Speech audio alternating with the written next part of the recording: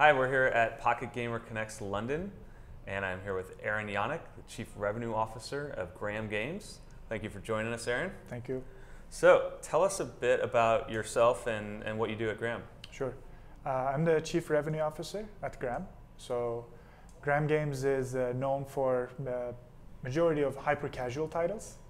So they're more ad-based, so monetization is mainly ad-driven.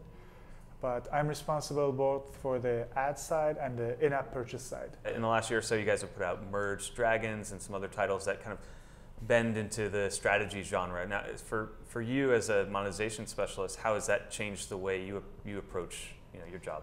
Yeah, so the hyper-casual games, I think, is a more, you monetize less, but you appeal to more the masses. So you need millions of daily active users for that to be substantial, so to speak. The IAP world is very different. Merged Dragons, although the mechanic is the same, so although there's still merging involved, merging and upgrading and growing your base, you run a community. So you run a community of players.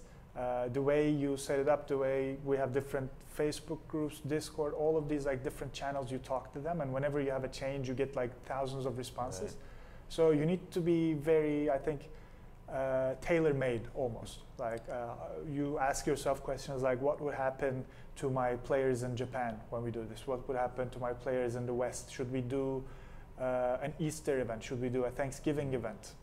Is this too US-centric, right? Whereas the hyper-casual, I think those questions are less asked. It's more of a numbers game.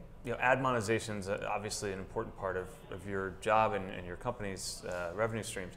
How do you look at different ad units? What's performing best for you guys these days? And I imagine it varies by title, but how do you think about rewarded versus interstitial, those kind of things? We use mainly 3 ad units. So we use banners, interstitials, and rewarded.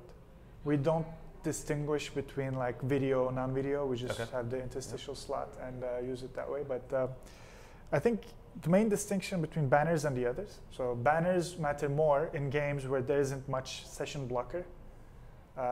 So if you play a game for 40-45 minutes and it's a continuous session, then banners play a much bigger role. Right. Whereas as sessions get shorter, interstitials and rewarded matter more. Rewarded becomes more important if you as a player like to invest in your game. Like if you gain something permanently for your camp by watching a video, then you opt in. So with all the ad network relationships you have, how do you go about optimizing those relationships? How do you work with the ad networks to make sure everyone's giving them their best? So generally, we try to run as open of an auction as we can. The way we do it is that in mobile mediation waterfall setups, generally the waterfall, you have to always optimize and rank them. But the way we do it is we use the existing manual floors in different waterfalls. So we only give a network a certain rank if they promise to stay above that floor. Yeah. Cool. Well, thank you for joining us today. Thank you. Cheers.